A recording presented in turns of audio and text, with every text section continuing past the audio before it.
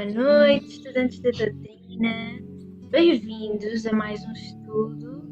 Hoje nós vamos continuar a nossa leitura e o nosso estudo deste livro, Os Mensageiros, esta noite com o capítulo número 7, com o título A Queda de Otávio. Portanto, já vamos a partir de hoje começar a conhecer um bocadinho as histórias, os caminhos daqueles irmãos que André vai conhecer ao longo de todo este livro e que nos apresentam muitos casos de reflexão e para nós mesmos, sobre nós mesmos.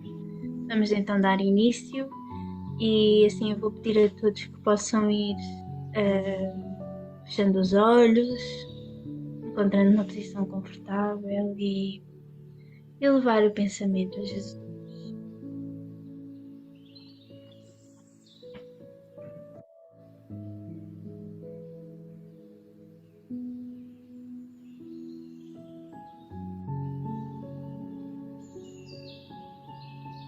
Vamos respirando fundo, sentindo o ar a circular por todo o nosso ser e serenando os nossos pensamentos. Elevemo-nos unidos ao Cristo e a Deus, nosso Pai, agradecendo sempre por nos permitirem estar novamente reunidos, partilhando da sua presença amiga no meio de nós, pedindo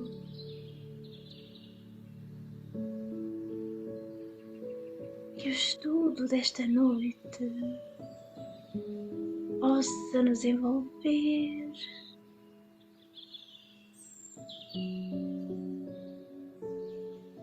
nos guiar, nos inspirar para a mortificação dos nossos próprios caminhos, que nos impulsione sempre a estudar mais, a procurar sentir mais o amor que o Cristo emana constantemente na nossa direção. Que estes momentos que partilhamos por graça e misericórdia divina possam sempre se multiplicar e que através deles possamos alargar os horizontes da compreensão espiritual, da compreensão da vida, que estes momentos tudo multiplicados possam alargar a nossa visão e impulsionar sempre as nossas mãos na direção do trabalho, do serviço, da caridade, sempre. Mestre, te pedimos pelos nossos irmãos que não podem estar aqui presentes, por todos aqueles que nos acompanham de outras formas. Possas, Senhor, envolver a todos em clima de paz, harmonia e luz. Obrigada, Mestre. Sê conosco hoje, agora e sempre, e que assim seja.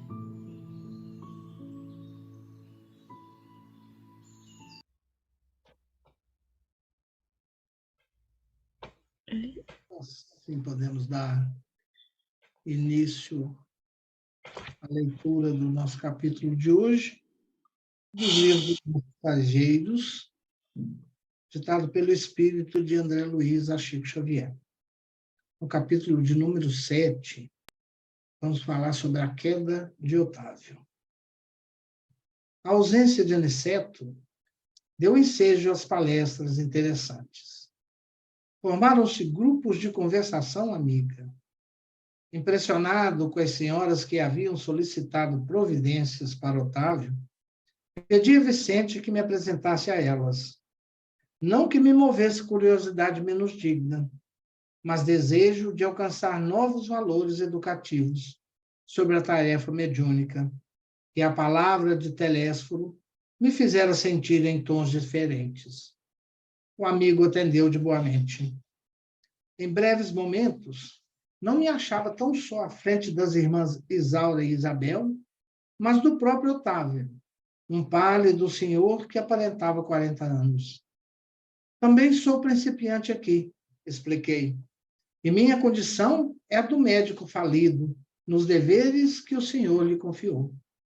Otávio sorriu e respondeu: possivelmente, o meu amigo terá a seu favor o fato de não haver ignorado as verdades eternas do mundo. O mesmo não ocorre comigo, ai de mim.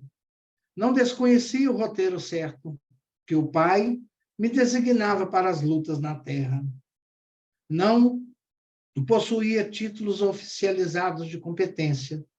Entretanto, dispunha de considerável cultura evangélica, coisas que para a vida eterna é de maior importância que a cultura intelectual, simplesmente considerada.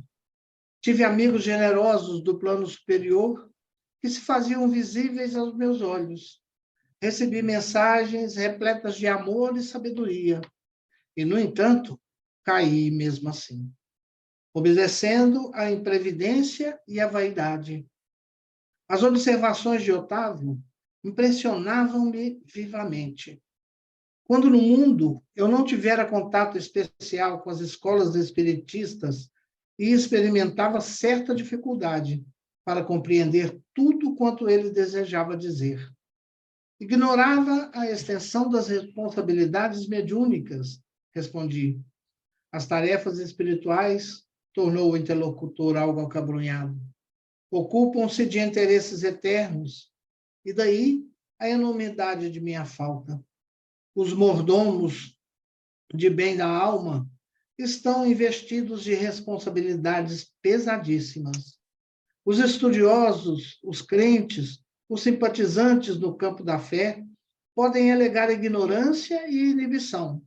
Todavia, os sacerdotes não têm desculpa. É o mesmo que se verifica na tarefa mediúnica. Os aprendizes ou beneficiários nos templos da revelação nova podem referir-se a determinados impedimentos, mas o missionário é obrigado a caminhar com um patrimônio de certezas tais que coisa alguma o exonera das culpas adquiridas. Mas, meu amigo, perguntei a Asas impressionado, que teria motivado o seu martírio moral? Noto-o tão consciente de si mesmo, tão superiormente informado sobre as leis da vida, que me custa acreditar se encontra necessitado de novas experiências nesse capítulo. Ambas as senhoras presentes mostraram um estranho brilho no olhar, enquanto Otávio respondia. Relatarei minha queda. Verá como perdi maravilhosa oportunidade de elevação. E, após mais longa pausa, continuou gravemente. Depois de contrair dívidas enormes na esfera carnal, noutro tempo, vim bater às portas de nosso lar, sendo atendido por irmãos dedicados que se revelaram incansáveis para comigo. Preparei-me, então, durante 30 anos consecutivos para voltar à Terra em tarefa mediúnica, desejoso de saldar minhas contas e elevar-me a alguma coisa. Não faltaram lições verdadeiramente sublimes, nem estímulos santos ao meu coração imperfeito.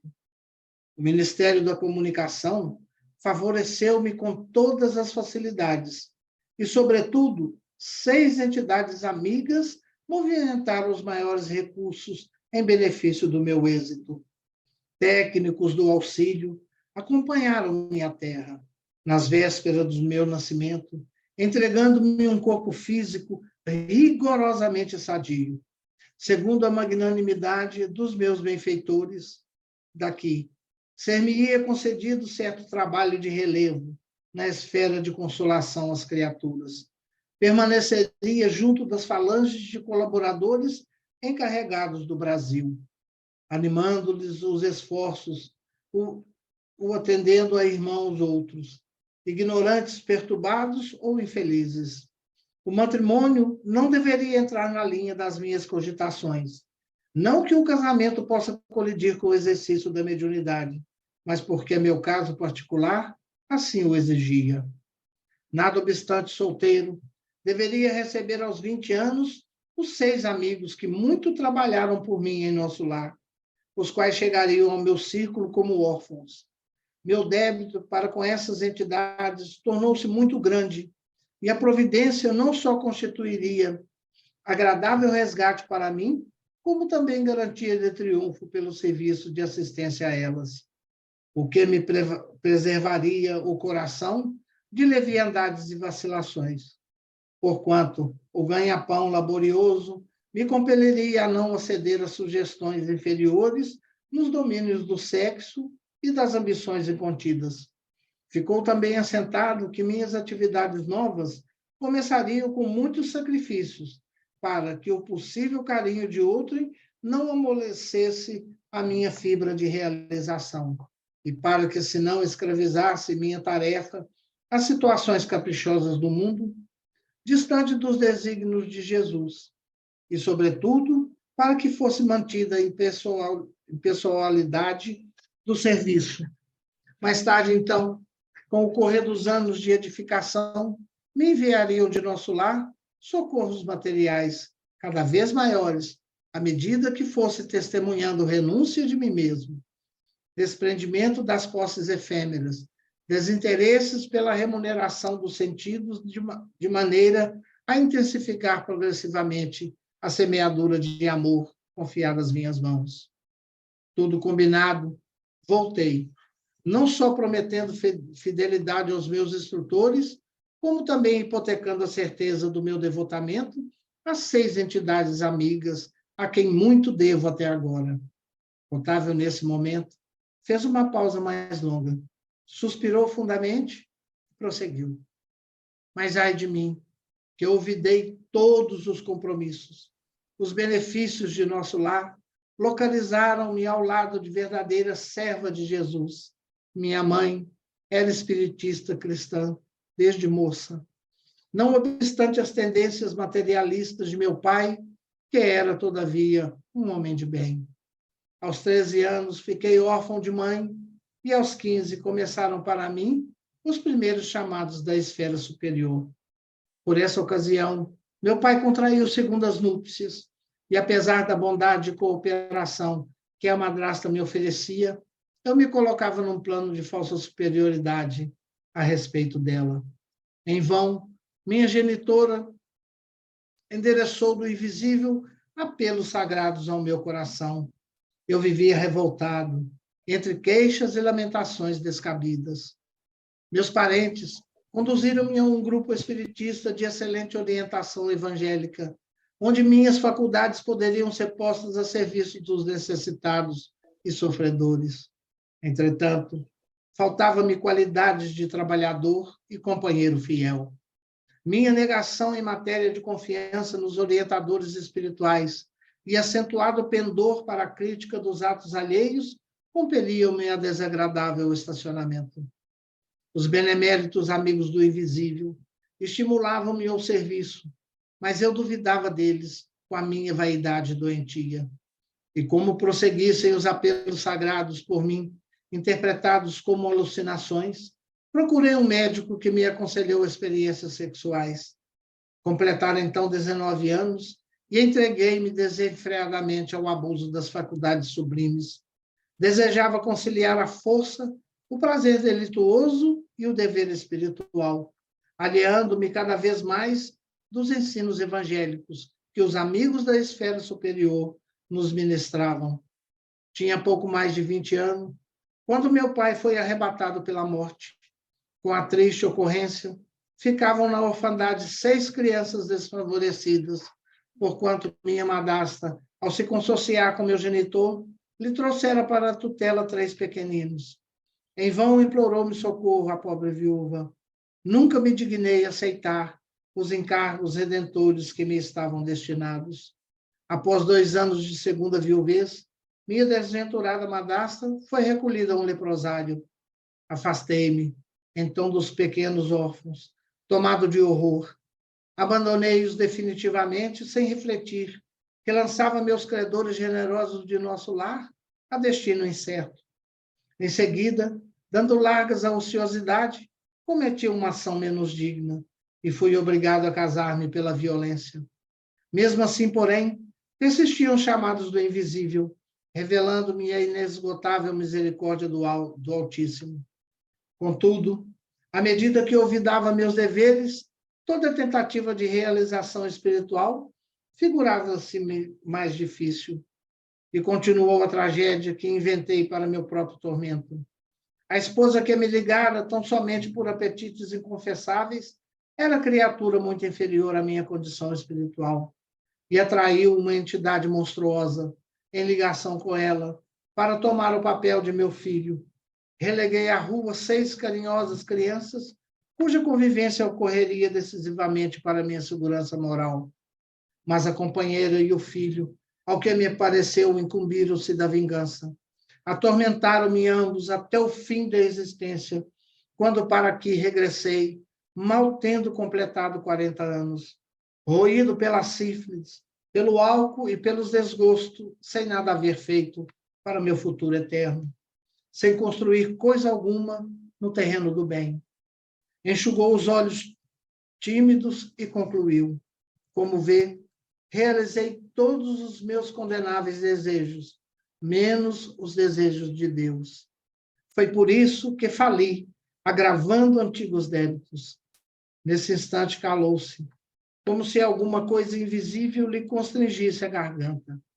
Abracei-o com simpatia fraternal, ansioso de proporcionar-lhe estímulo ao coração. Mas Dona Isaura aproximou-se mais, acariciou-lhe a fronte e falou: não chores, filho. Jesus não nos falta com a bênção do tempo. Tem calma e coragem.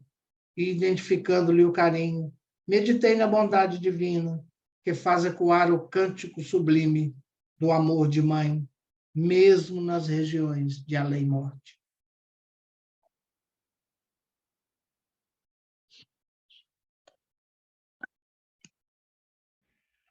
Bem, que maravilha de capítulo e acabar com a sublimidade do amor de mãe que toca aos nossos corações, não é? Vamos então a partilhar aqui os slides convosco. Ai, só um segundo. Ok. E passo a palavra ao Felipe, que vai conduzir aqui o nosso estudo hoje. Com a vossa ajuda, com a vossa ajuda. Podes avançar. Bem, muito boa noite a todos novamente. Este capítulo parece quase, vai-se muito naquilo que tem vindo a ser os últimos capítulos deste livro, que nos alerta novamente para a responsabilidade, alerta-nos para as nossas vontades, alerta para as ilusões que nós carregamos e alerta também ainda para a necessidade do tempo para nós percorrermos o nosso caminho. Só que agora já com um caso mais específico em que muitos de nós podemos nos rever em certas ações que fazemos no dia a dia, e acho que cada um a seu tempo guarda alguma afinidade com este caso de Otávio. Então, Madalena, já começaste? Podes começar a ler aí a frasezinha do meio para ver o que é que... Sim, então nos diz: possivelmente o meu amigo terá a seu favor o facto de haver ignorado as verdades eternas no mundo. O mesmo não ocorre comigo. Ai de mim. Então, Jesus Cristo já nos falava disto há algum tempo, não é? De nós podemos nos lembrar de várias expressões que estão no Evangelho, não é? Muito será pedido a quem muito é dado, quando ele próprio diz aos discípulos, quando os discípulos lhe perguntam e dizem, mas porquê é que a nós nos revelas determinadas coisas que à restante multidão falas por parábolas, porque a eles ainda não é dado a conhecer. E no Evangelho de Lucas, no capítulo 12, no versículo 47 e 48, nós temos aquele servo que conhece a vontade de seu Senhor e não prepara o que ele deseja, nem o realiza, receberá muitos açoites. Mas aquele que não o conhece e pratica coisas merecedoras de castigo, receberá poucos açoites. A quem muito foi dado, muito será exigido. E a quem muito foi confiado, muito mais será pedido. E o que é estes açoites? Será que alguém vem atrás de nós nos açoitar o corpo físico ou na altura que já não dispusermos do corpo físico, açoitar um dos corpos dimensionais que nós ainda vamos possuir? Será que é isto que quer dizer os açoites? E no livro de Divaldo Pereira Franco, que é O Reencontro com a Vida, fala-nos, ali fomos nós que intitulámos Os Açoites da Mente, mas não é lá assim que está no livro, mas é a ligação. Fala-nos da consciência. E é algo que nós deveremos começar a procurar entender. O que é a nossa consciência? O que é a expressão consciência expandida? Porque, no fundo, a consciência expandida não é que haja um limite da consciência se expandir. Ela se vai expandindo gradualmente à medida que nós vamos conseguindo compreender determinadas verdades. Por isso é que acontece uma coisa muito engraçada quando nós estamos a ler literatura espírita, que é, à medida que nós vamos lendo repetidamente as mesmas lições, elas vão falando de maneiras diferentes connosco, vão-nos revelando diferentes nuances. Porquê? Porque é a medida da nossa compreensão que se vai expandindo. E então, não sei, se calhar a Ana, que está aí ao lado, pode-nos ler aqui a parte de baixo à esquerda que diz a consciência. A consciência é departamento do espírito, na qual estão escritos os deveres do ser humano em relação a si mesmo, ao seu próximo e a Deus. Silenciosamente vão sendo arquivados os pensamentos, as palavras e as ações. Conforme se pense, advirá a edificação do céu ou do inferno, pertinente à qualidade da onda emitida. Parece quase que nós voltámos a fazer o estudo da mediunidade, não é? Em que nós já ouvimos, eu pelo menos falo para mim, muitas das coisas não compreendia e não compreendo ainda, mas no fundo já nos falava, esse estudo já nos falava disso tudo, já nos falava da gravitação dos nossos pensamentos à nossa volta, pelo peso que eles próprios têm, já nos falava de nós libertarmos um pensamento na atmosfera e de ele ficar lá a aguardar o momento em que nós viéssemos para sermos nós a lidarmos com a criação mental que nós fizermos. Já falava da emissão da onda, da ressonância, da dissonância, já nos falava de tantos temas que eu não os vou aprofundar por falta de tempo, mas acima de tudo por falta de conhecimento para o fazer. Mas todos nós já vimos ao de leve, este é um exemplo muito ao de leve de como é que a nossa consciência funciona, porque ela guarda todos os deveres divinos. A centelha divina também está aí guardada.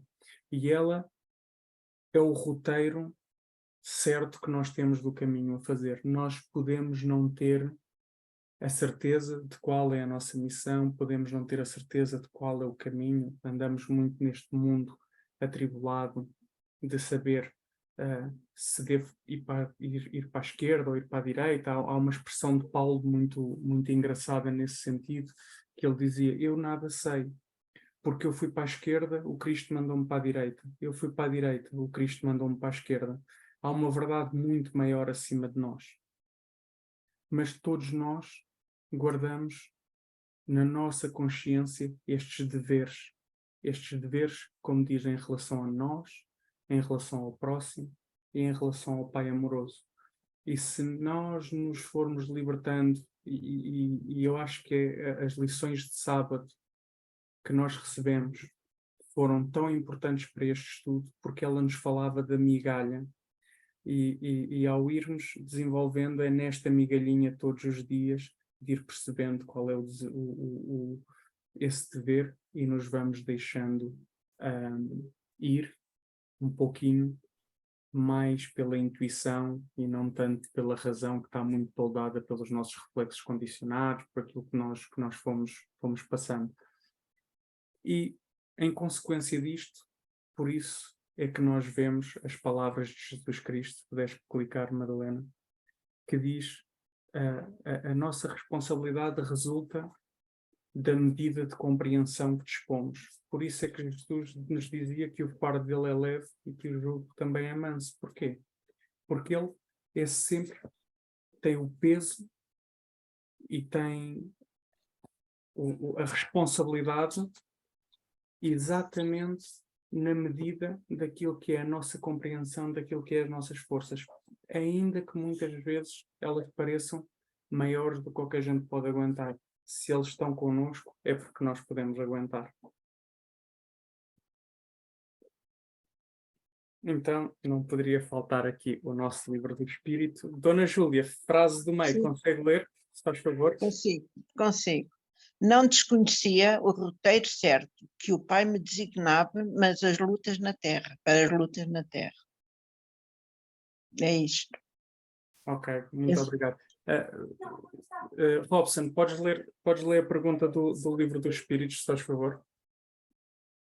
A questão 570 do Livro dos Espíritos, Kardec questiona assim aos imortais: os espíritos percebem sempre os desígnios que estão encarregados de executar? E pode ler a resposta, se faz favor, que está aqui embaixo. Deixa eu tirar as imagens aqui de cima. Não. Há aqueles que são instrumentos cegos. Outros, porém, sabem muito bem com que objetivo agem. Mais uma vez, esta resposta está intimamente ligada àquilo que é a pureza do espírito. Um espírito mais puro compreende e conhece a missão que o traz, a sua pureza, a sua expansão de consciência, traz-lhe a segurança de o caminho para o que vem. Nós vemos o exemplo máximo que nós temos nesta terra de um irmão de uma pureza sublime, que veio com a certeza da missão que trazia, do compromisso que tinha com o Pai perante este rebanho que ele acolheu, é Jesus Cristo. Por outro lado, temos o nosso próprio exemplo, que nos dá este outro lado de sermos quase instrumentos cegos. Ainda andamos aqui muito tateantes no nosso dia-a-dia, com muitas poucas certezas de qual é que é o caminho que devemos seguir, porque ainda nos falta essa liberdade espiritual, essa maturidade espiritual para ter esta certeza que Jesus Cristo nos demonstrou, mas guardamos a esperança de uma coisa, que é: se Jesus Cristo nos demonstrou e as suas palavras não passarão, e ele nos disse: o que eu faço, vocês podem fazer igual e muito mais. Então quer dizer que nós um dia também vamos ter esta maturidade e esta segurança espiritual para vir ao mundo e dizer que nós vencemos o mundo. Até lá, vamos andando tateantes a descobrir o nosso caminho. Depois de contrair dívidas enormes na esfera carnal, noutro tempo vim bater às portas de nosso lar, sendo atendido por irmãos generosos que se revelaram incansáveis para comigo. Preparei-me então, durante 30 anos consecutivos, para voltar à terra em tarefa mediúnica, desejoso de saldar as minhas contas e elevar-me alguma coisa.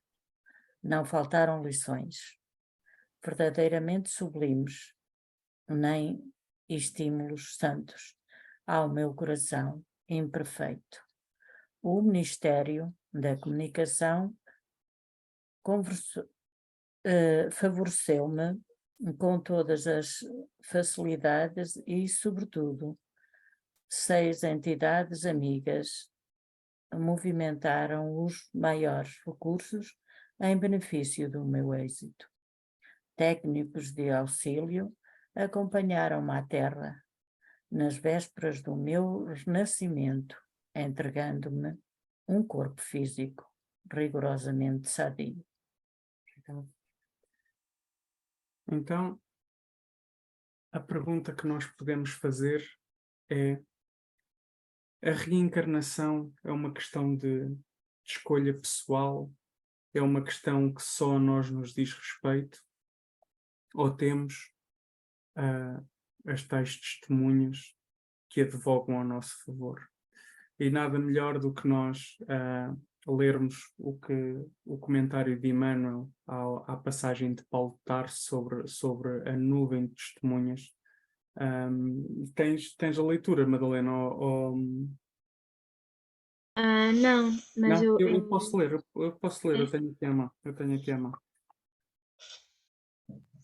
Então, diz-nos Paulo de Tarso na sua carta aos Hebreus: portanto, nós também, pois que estamos rodeados de uma tão grande nuvem de testemunhas, deixemos todo o embaraço. E no comentário do nosso irmão Emmanuel diz: este conceito de Paulo de Tarso merece considerações especiais por parte dos aprendizes do Evangelho.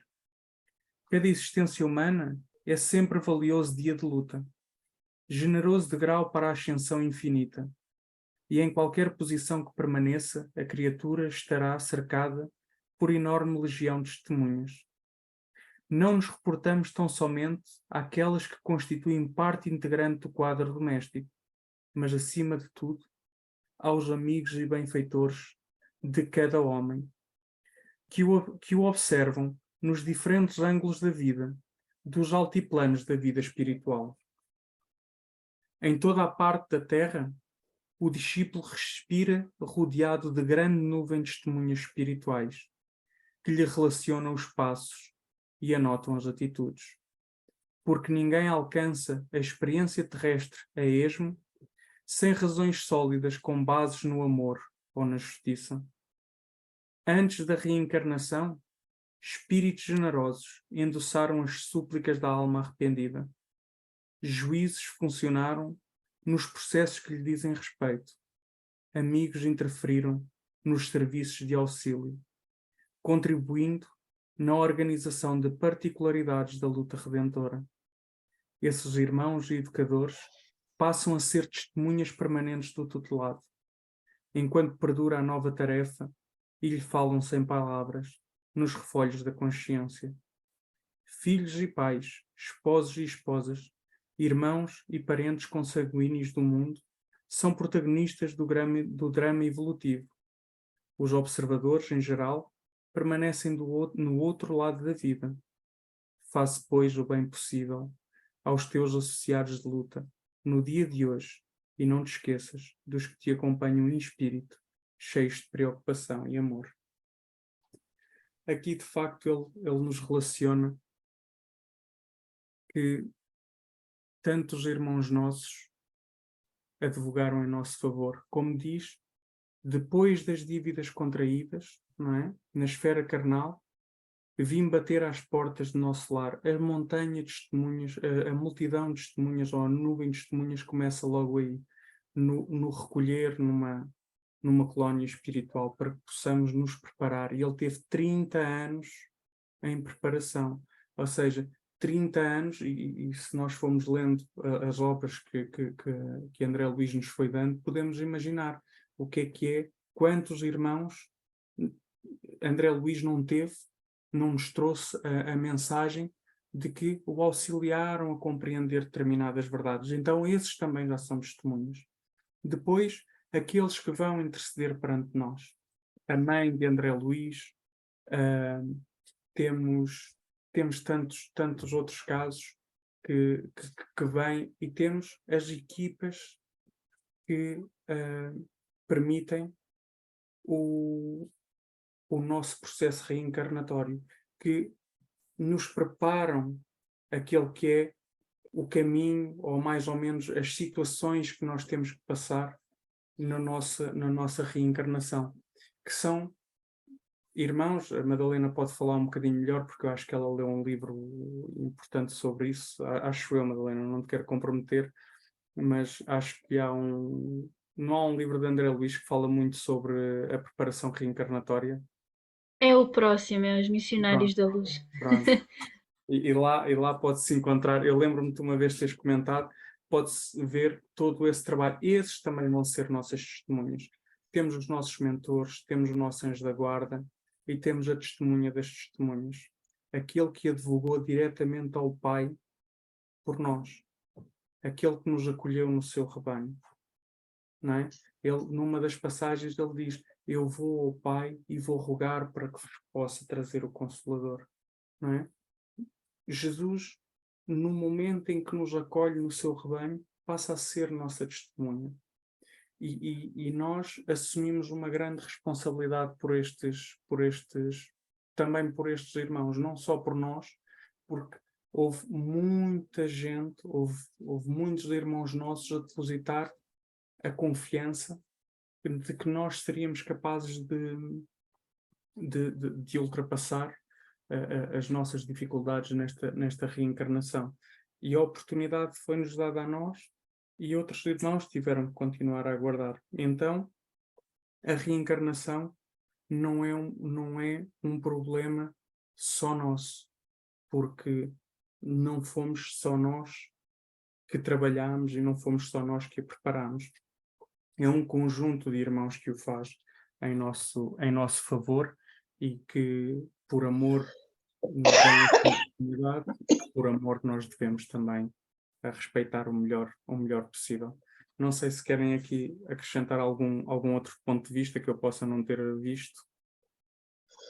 Se não, começamos, Madalena.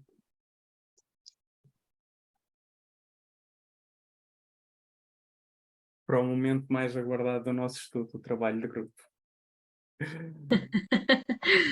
É sempre. Eu hoje quero ouvir todos a falar. Bem, eu leio agora as frases.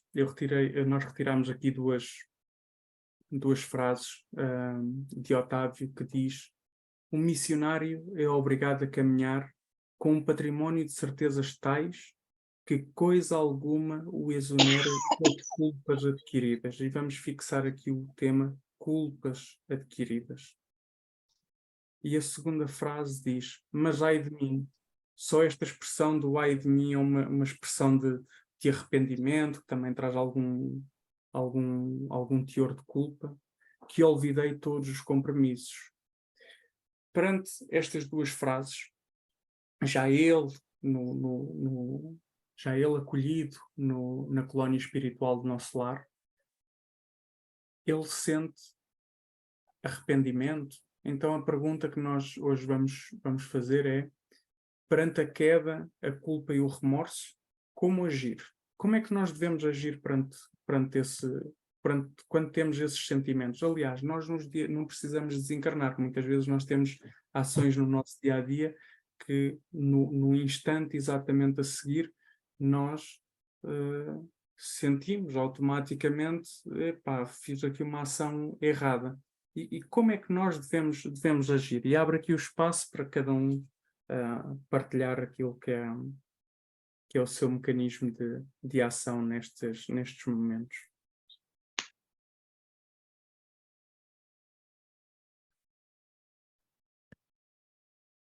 Ninguém tem culpas. Todos temos. Posso falar por todas as lições que temos tido na casa, que já se falou sobre isso, e a espiritualidade amiga já nos nos trouxe algumas mensagens e algumas leituras sobre isso. E lembro-me de uma que diz que nós não nos devemos deter na culpa, ou seja, devemos arrepender, porque nos arrependemos do mal que fazemos, mas a única maneira de nos redimirmos desse mal feito é avançar, não é esquecer, é aprender com isso e seguir em frente sempre tentando reparar esse erro. Se não for possível reparar naquela situação, por já não ser possível, às vezes acontece, é fazer o sempre o bem, sempre, sempre, sempre, sempre. Ajudar sempre, aproveitar todas as oportunidades e mais algumas para. Só que isto não é fácil. Implica muita persistência, muita força de vontade, muita renúncia, mas é difícil, mas não nos podemos esquecer também de que Jesus diz, e ainda há bocado falaste, o meu fardo é leve, o meu jugo é suave. Insiste, persiste, avança, faz. Às vezes temos mesmo que renunciar, fazer sacrifícios, mas as flores estão lá mais à frente no caminho, como já tantas vezes também se falou lá na casa e nas leituras, nas lições, mas sempre se fala disso. E é claro que não já está mais, porque quando nós caímos na culpa e ficamos ali a remoer, a remoer, a remoer, além de não avançarmos, estamos numa inércia. E a inércia, como diz o nosso querido amigo Teco Sampaio, não é. Não contribui em nada para o progresso. Portanto, temos mesmo que avançar e tentar nos redimir assim, sempre pela ação, porque a ação é que vivifica a fé, o amor de Jesus, é a caridade, o amor em ação, é mesmo isso. E paz.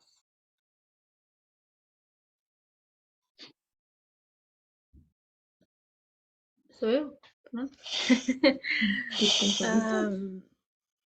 Então, só este capítulo já nos mostra, começa a levantar um bocadinho o véu sobre toda a preparação já para uma reencarnação, o quanto é maravilhoso e o quanto de trabalho está junto para que nós, cada um de nós que aqui está e que está para vir e que já cá esteve e neste ciclo maravilhoso que é para o nosso progresso, portanto, todo o trabalho que é feito para que nós consigamos ter o melhor proveito possível desta, deste tempo na matéria para o nosso progresso, para a nossa evolução, para a nossa aprendizagem enquanto espíritos que somos. E nós vemos o quanto também através em todo esse planeamento se encontra tão presente e tão sublime a misericórdia divina, porque apesar de e nós não temos presente a recordação de todo o nosso caminho, não é? Até ao momento, mas Deus sabe. E o quanto é grande a sua misericórdia, porque sempre nos concede inúmeros recursos para que, como filhos amados, tenhamos sempre a oportunidade de alcançar o progresso e alcançar mais para nós mesmos na esfera do amor e da caridade. E, aliás, eu lembro-me sempre quando falam desta passagem de Jesus, não é? Que fala do jugo, do fardo leve e do jugo suave, e no Evangelho, segundo o Espiritismo, completa, porque impõe ou tem como dever o amor e a caridade. Por isso, o perdão e a misericórdia estão sempre presentes, não é? Então, nós também temos que abrir a essa possibilidade de perdão e de reparação das nossas faltas, porque se Deus confia tanto nas nossas capacidades de progresso e nas nossas capacidades de superação que tudo nos concede para que nós tenhamos sucesso nessas mesmas reparações. E nós também conseguimos ver, não é, para estar este irmão Otávio já presente naquela reunião, o quanto de trabalho nele próprio não existiu até aquele momento para ele já estar presente e ter consciência do seu caminho e estar agora a preparar-se para a reparação ou para uma nova oportunidade dentro da mediunidade e da doutrinação, não é? Como era o tema da palestra de Telésforo, neste Ministério da Comunicação. Portanto, ele já estava a preparar-se para uma nova missão. E também vemos o quanto não teve importância o amor da sua mãe nesse processo todo, porque acreditamos que o amor de mãe é tão grande, tão grande, tão grande, que alivia sempre os nossos corações. É um bálsamo divino que alivia os nossos corações. E ali estava presente neste momento, mais uma vez, acariciando o seu filho, pedindo-lhe, transmitindo o seu amor através daquele gesto e transmitindo-lhe calma e coragem para o recomeço e para a nova missão para a qual ele se preparava. E perante a queda, a culpa e o remorso, acho que devemos seguir este conselho da mãe de Otávio: calma e coragem. A oportunidade, temos que fazer da culpa uma oportunidade de recomeço e acreditar que somos capazes de corrigir as nossas faltas e sempre amar. Somos capazes de amar. Façamos do amor o motivo do nosso esforço diário de recuperação, de progresso, de renovação, de regeneração e abramos o nosso coração para o amor que pulsa sempre na nossa direção. De Jesus, dos espíritos amigos que nos envolvem, dos nossos mentores e daqueles que temos ao nosso lado sempre.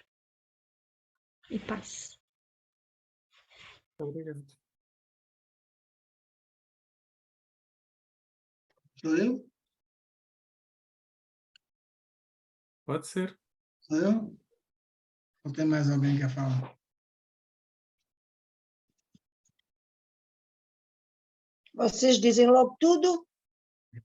Ainda ficou muita coisa para ser. Não, é assim, pecadores eu sou, claro que sou, tento, quer dizer, tento não magoar ninguém, tento, se magoou, fico eu magoada também porque sei que fiz porcaria, pronto, é uma maneira de eu me redimir, mas dá-me a sensação que já fiz mais, quer dizer, já errei mais noutros tempos, ou por eu estar sozinha, talvez, não sei. Tenho mais cuidado com aquilo que faço e com aquilo que digo, porque sei que nós temos uma missão a cumprir, nós temos que limpar os nossos erros para conseguirmos um dia entrar no reino de Deus, que é isso que eu quero. É isso que eu quero. E eu faço todos os possíveis Às vezes saio eu magoada, que também não é bom, para não magoar os outros. Porque às vezes dizem-me uma coisa que eu não gosto e eu tento engolir, porque eu às vezes posso não medir as palavras e eu não quero magoar ninguém. Às vezes fico eu prejudicada só para não... Também está errado, eu sei que está. Mas eu vou tentar mudar esta minha maneira de pensar, esta minha maneira de ser, porque não está errado, eu sei que está. Mas, claro, não sou santa, não é? Claro, sou pecadora, para isso cá estou, para a aprendizagem, para aprender a evoluir, porque o evoluir tem muito que se lhe diga, porque a gente tem tanto a aprender, tanto, que no meio acabamos por errar.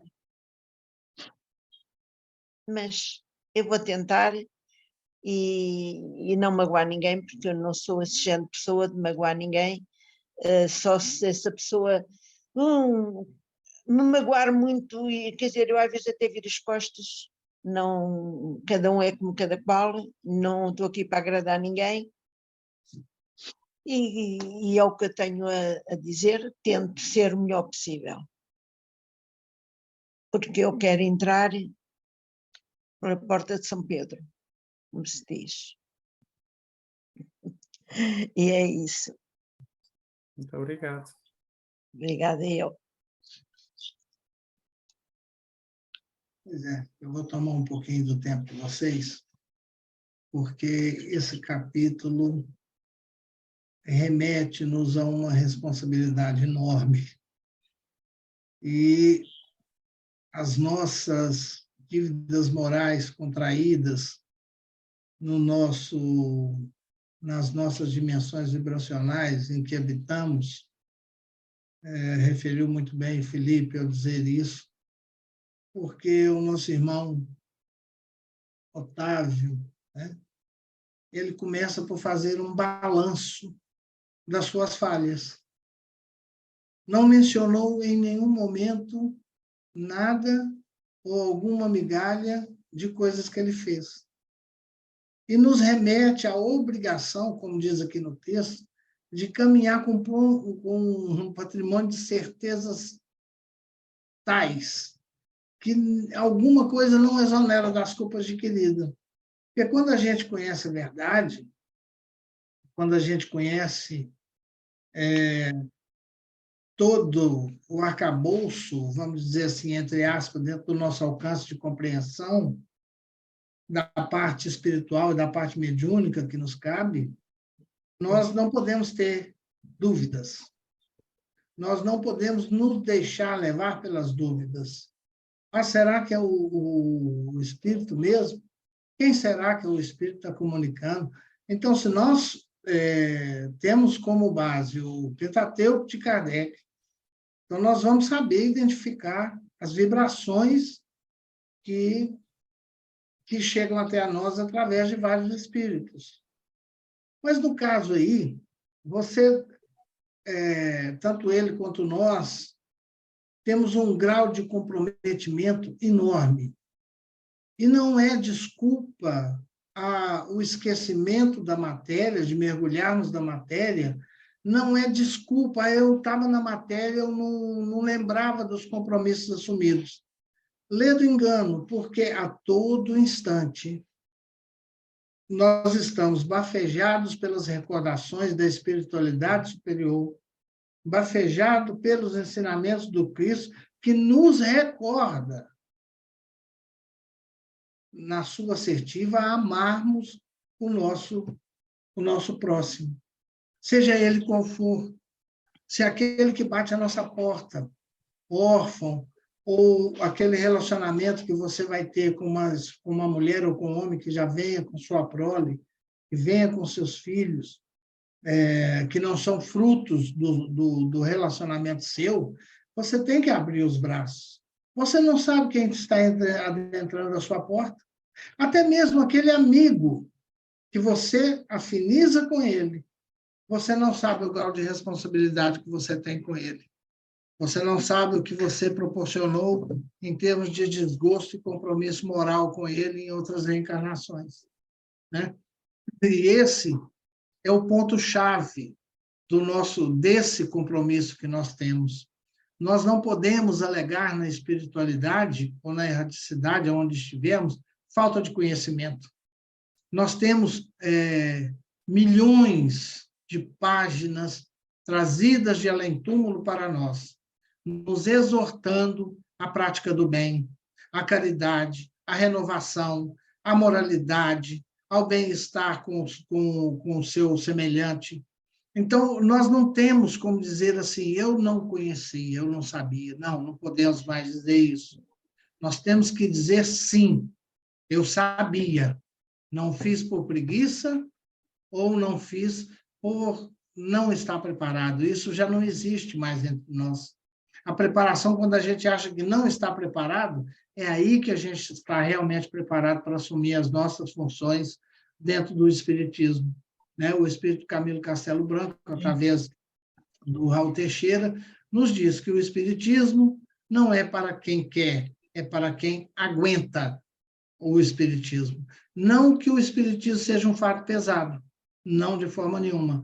Ele é muito leve, o jugo dele é super suave, porque ele remete à nossa consciência, às nossas atitudes, todas as ações que nós temos, que nós fazemos e que, por cargas de culpas, às vezes nos procuram, mas é mais fácil fecharmos os olhos às correções que nós precisamos fazer e apontar os dedos às correções dos outros, não é?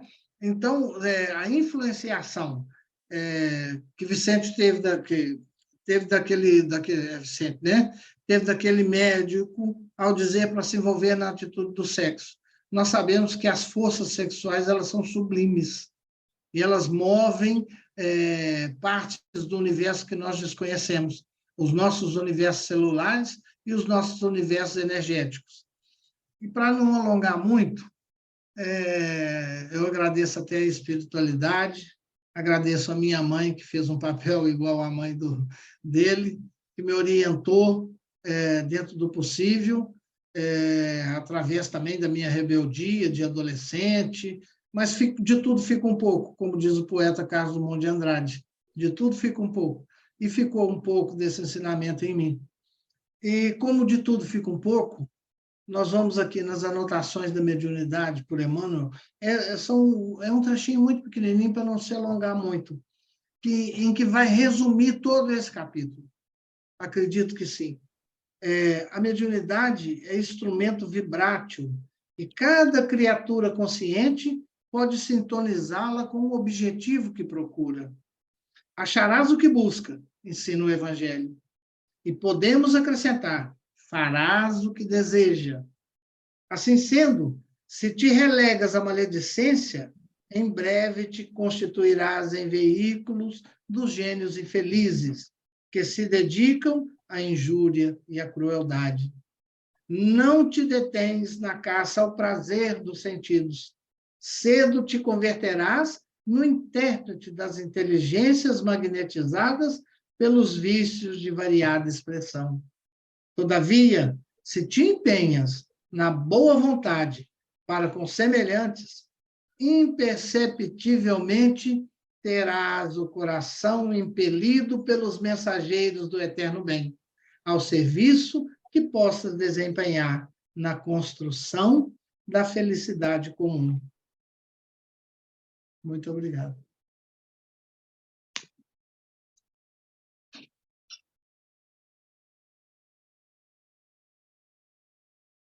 Então, em relação, ainda aqui, como devemos agir perante a culpa, nós fomos buscar um caso que está no livro Estrela de Luz, que é o caso de Longinos. Eu também desconhecia, mas Longinos foi o guarda romano encarregue por espetar a lança em Jesus Cristo. E há para nós percebermos o que é o verdadeiro perdão, no momento em que ele espeta a lança, um jorro de sangue do mestre cai sobre a vista que era cego, salvo erro, era uma vista cega, salvo erro, e automaticamente aquele soldado fica curado, e com a certeza também que ali estava o Messias prometido. Mas este irmão, pelo peso da culpa, ele arrasta-se durante alguns séculos, se eu não estou em erro, 300 anos, cerca de 300 anos dentro, no umbral mais pesado, preso, e começa por dizer, não colocamos aqui esta parte, mas... não colocamos. Que diz que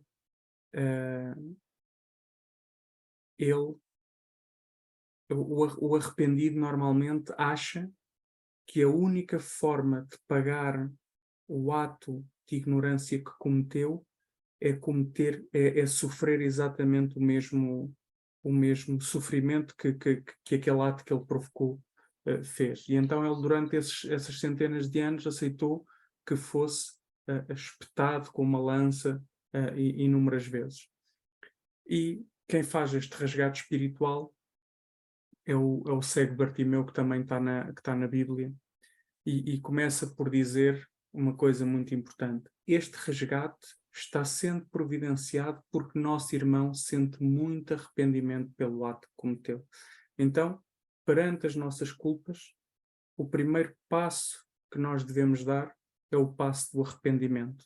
É ter a humildade de reconhecer que erramos, é ter a humildade de reconhecer esse arrependimento que vem de nós. Mas depois, conforme Bartimeu diz, e ele fala buscando as palavras de Jesus, e diz: não adianta ficarmos somente no arrependimento. Esse é o primeiro passo, mas não é o único. Nos lamentando pelo erro cometido. Agindo assim, ficaremos estacionados, retardando ainda mais a nossa caminhada rumo a mundos superiores. E aqui os mundos superiores basta ser, muitas vezes, a colónia espiritual que nos serve de resgate, que nos serve de nova estação de aprendizagem. Então, não podemos ficar só pelo arrependimento. Jesus não quer que resgatemos nossos erros com o sofrimento, mas sim com o trabalho, em favor dos mais necessitados. Com trabalho, você poderá ajudar e ser útil a alguém, mas sofrendo não. O arrependimento é válido a partir do momento em que o utilizamos para a nossa melhoria moral e espiritual. Ou seja, o arrependimento é a primeira pedra lançada à edificação do novo edifício que nós queremos fazer de nós mesmos. E podes avançar, Madalena. Pronto. Agora, aqui, e como estamos já assim um bocadinho em cima de tempo, é o desenrolar de... Até agora, o Otávio nos dizia, nas passagens que nós fomos tirando, era um bocadinho dele dizer que já tinha conhecimento, o que é que era dele, e agora vamos conhecer um bocadinho melhor a história dele, que é resumida, quanto a mim, e poderia ser a leitura que leste, Robson, porque ela de facto é exatamente o resumo deste capítulo, mas nós trazemos aqui uma leitura de Emmanuel, e como a lição da semana passada foi a migalha, é a lição que dá a introdução ao Pão Nosso. E então, se vocês concordarem, eu li estes trechos e depois algum de vocês lê a leitura final, pode ser? Diz-nos Otávio: deveria receber aos 20 anos os 6 amigos que muito trabalharam por mim, aquelas testemunhas que nós lemos lá atrás, em nosso lar, os quais chegariam ao meu círculo como órfãos. Meu débito para com essas entidades tornou-se muito grande, e a providência não só constituiria agradável resgate para mim, como também garantia de triunfo pelo serviço de assistência a elas, o que me preservaria o coração de leviandades e vacilações, porquanto o ganha-pão laborioso me compeliria a não ceder a sugestões inferiores nos domínios do sexo e das ambições incontidas. Meus parentes conduziram-me a um grupo espírita de excelente orientação evangélica, onde minhas faculdades poderiam ser postas a serviço dos necessitados e sofredores. Entretanto, faltavam-me qualidades de trabalhador e companheiro fiel. Nós já vemos aqui, podes ir avançando, Madalena, mas nestes 2 parágrafos nós vemos uma coisa, vemos o trabalho como um meio de nos afastarmos das ilusões e das sugestões do caminho. Os beneméritos amigos do invisível estimulavam-me ao serviço, mas eu duvidava deles com a minha vaidade doentia. Se repararem, num ou 2 capítulos atrás falava da dúvida, que era um fel. A dúvida é um fel que destrói toda a edificação que nós queremos ter em nós mesmos. Desejava conciliar à força, o prazer delituoso e o dever espiritual, aliando-me cada vez mais dos ensinos evangélicos que os amigos da esfera superior nos ministravam. Nesta frase nós vemos um capítulo do Evangelho muito importante, que é: não podemos servir a Deus e a Mamon ao mesmo tempo. Ou servimos um lado, ou servimos o outro. Tinha pouco mais de 20 anos, quando meu pai foi arrebatado pela morte. Com a triste ocorrência, ficavam na orfandade 6 crianças desfavorecidas. Em vão implorou-me socorro a pobre viúva. Nunca me dignei aceitar os encargos redentores que me estavam destinados. Mesmo assim, porém, persistiam os chamados do invisível, revelando-me a inesgotável misericórdia do Altíssimo. Contudo, à medida que olvidava meus deveres, toda a tentativa de realização espiritual figurava-se mais difícil. É muito importante esta frase final, só porque quanto mais nós nos detemos, quanto mais nós demoramos na edificação, mais é difícil nós realizarmos, porque o campo vai se enchendo cada vez mais com a erva daninha, cada vez mais com aquele mato que depois é muito mais difícil retirar. Desculpa, Madalena, podes avançar. Agora, alguém que... Queres ler? A minha mãe lê. É para ler tudo. Sim. Eis para nós outros que supomos trazer o coração acordado para a responsabilidade de viver. Espiritismo não expressa simples convicção de imortalidade. É clima de serviço e edificação. Não adianta guardar a certeza na sobrevivência da alma, além da morte, sem o preparo terrestre na direção da vida espiritual. E nesse esforço de habilitação, não dispomos de outro guia mais sábio e mais amoroso que o Cristo. Somente à luz das suas lições sublimes é possível reajustar o caminho, renovar a mente e purificar o coração. Nem tudo o que é admirável é divino, nem tudo o que é grande é respeitável, nem tudo o que é belo é santo, nem tudo o que é agradável é útil. O problema não é apenas de saber, é o de reformar-se, cada um para a existência do bem.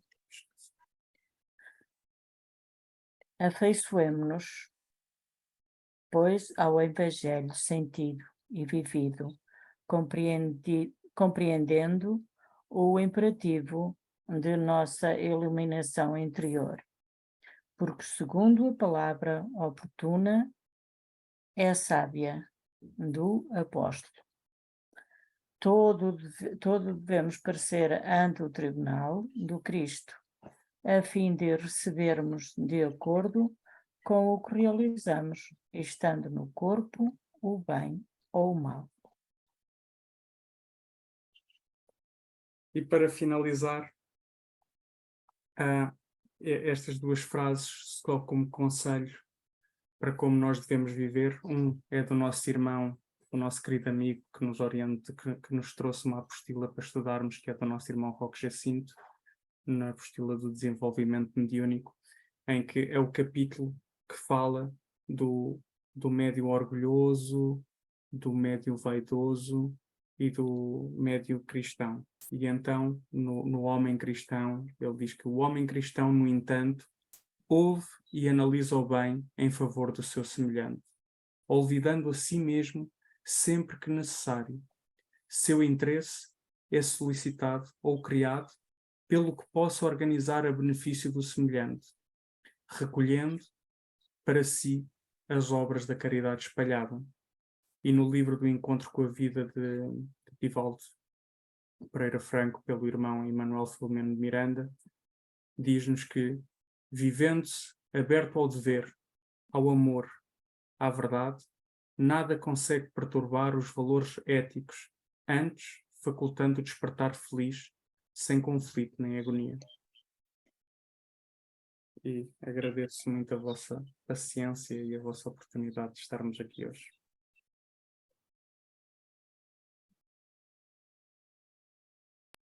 Bem, obrigada por este estudo tão bom. É sempre bom estar aqui reunida com todos vocês e quero deixar aqui o meu agradecimento, repetindo sempre estas palavras, que o Senhor traduza o meu agradecimento em renovadas bênçãos de alegria e paz. Vamos então partir para a nossa prece. Alguém quer fazer a prece de encerramento deste estudo? Se a Ana quiser fazer, pode ser a Ana, senão posso eu. A Ana quer fazer. Quer fazer?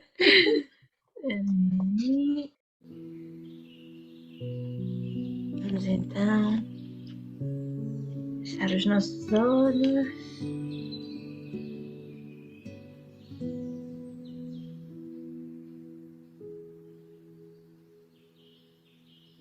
Querido Mestre Jesus,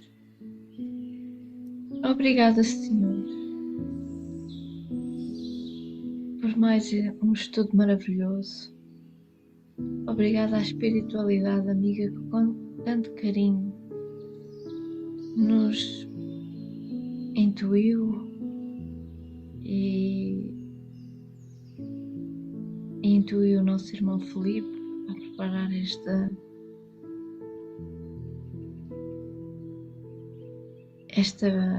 dissertação quase, onde foram focados tantos conceitos tão importantes para a nossa evolução, para a nossa aprendizagem. Que estas noções de hoje fiquem gravadas nas nossas mentes, no nosso coração, e que possamos todos os dias aplicar com mais devotamente a cada dia, para podermos amar e servir melhor a Jesus, que tanto precisa de nós. E quero agradecer a oportunidade de estarmos todos reunidos em seu nome, para orar, para aprender, para crescer espiritualmente, para renovar e fortalecer a nossa fé. Obrigada, Senhor Jesus. Obrigada por tudo o que nos dás.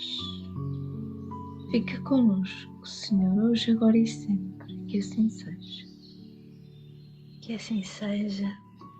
Obrigada e vemos na Obrigada. próxima semana, se assim Deus o Até permite. para a semana, se Deus quiser. Tchau.